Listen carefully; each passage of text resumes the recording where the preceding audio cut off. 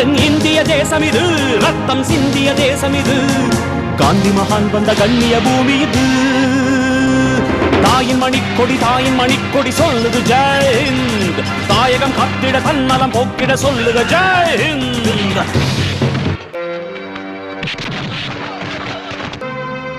யாரோ செத்துட்டாங்கன்னு இந்த தேசிய கொடியை இருக்க வந்துட்டீங்களே, செத்தது யாரா?